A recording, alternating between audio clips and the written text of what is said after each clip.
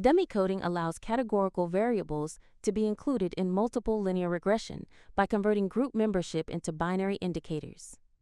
Because regression requires numeric predictors, each non-reference category is represented by a dummy variable coded 1 if a case belongs to that group and 0 otherwise. One category is omitted and becomes the reference group.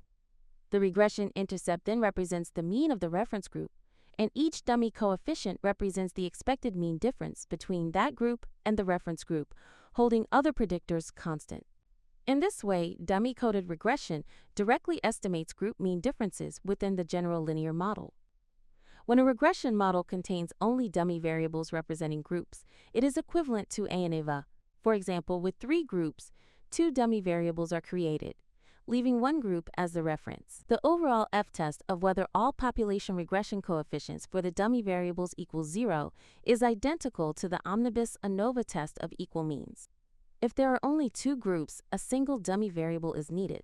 The slope coefficient equals the difference between group means, and testing it with a t-statistic is numerically identical to the independent samples t-test. The independent samples t-test is equivalent to a one-way ANOVA with 2 groups and can be written as a regression model using a single dummy variable for treatment. The regression coefficient for this dummy variable represents the mean difference between groups, which is exactly what the independent samples t-test tests. The paired samples t-test can also be expressed in regression form by restructuring the data into long format.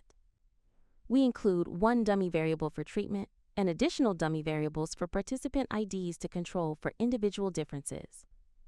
The coefficient for the treatment dummy represents the within-person mean difference, matching the paired samples t-test.